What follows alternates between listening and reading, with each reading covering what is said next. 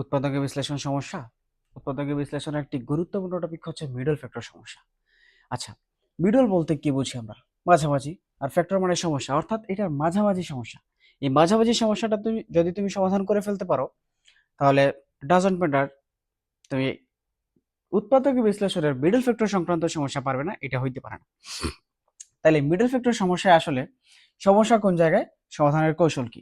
দেখো, এই যে শেষে একটা সংখ্যা আছে 14, এই 14 কে এমন দুইটা উৎপাদক বের করতে হবে এই এই 14 এর বা গুণনীয়ক, যে দুইটাকে গুণ করলে 14 আসে আর যোগ অথবা বিয়োগ করলে 5x আসবে। ঠিক আছে, তাহলে দেখা যাক আমরা সমাধান করি। 14 এর উৎপাদক বের করি, 2 দিয়ে ভাগ করলাম 7, এই তো শেষ। 7 হচ্ছে মৌলিক সংখ্যা চলে আসে। তাহলে আমরা কি লিখতে পারি, যেহেতু -14 আনতে হবে তাহলে এটা দিতে হবে -7x + 2x। খেয়াল করো, 7টা x থেকে 2টা x গেলে 5টা x। এইটা প্লাস দিতে হবে, এটা মাইনাস দিতে হবে, কারণ আমাদের উত্তর প্লাসে নিয়ে আসতে হবে। বড়টা যদি প্লাস হয় তাহলে উত্তর প্লাসে আসবে।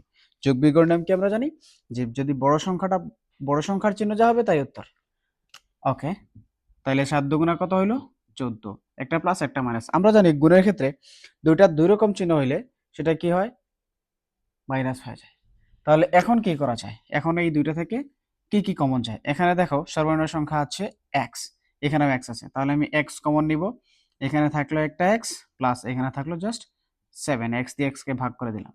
মাইনাস এখানে 2 কমন, এখানেও 2 আছে, এখানে 2 দিয়ে 14 কে ভাগ করা যাবে। তাহলে থাকলো x, মাইনাস যেহেতু কমন নিচ্ছি সো এটার সাথে গুণ হবে। দুইটা একই রকম চিহ্ন গুণ হলে কি হয়? প্লাস হয়। ভাইয়া কি হয়? প্লাস হয়। 2 দিয়ে 14 কে ভাগ করলে 7। ওকে, দ্যাটস ফাইন। এখন এই দুইটা রাশি আবার সেম সেম, তাহলে এই দুইটা থেকে একটা কমন নিয়ে নিই, x + 7। তাহলে এখানে বাকি থাকলো কি? যেহেতু এইটা দিয়ে এই দুইটা থেকে একটা কমন নিছি, সো এটা দিয়ে এটাকে ভাগ করতে হবে। তাহলে এখানে থাকে x, আর এটা দিয়ে এটাকে ভাগ করলে এখানে থাকে -2। এই তো হইলো আমাদের উৎপাদক।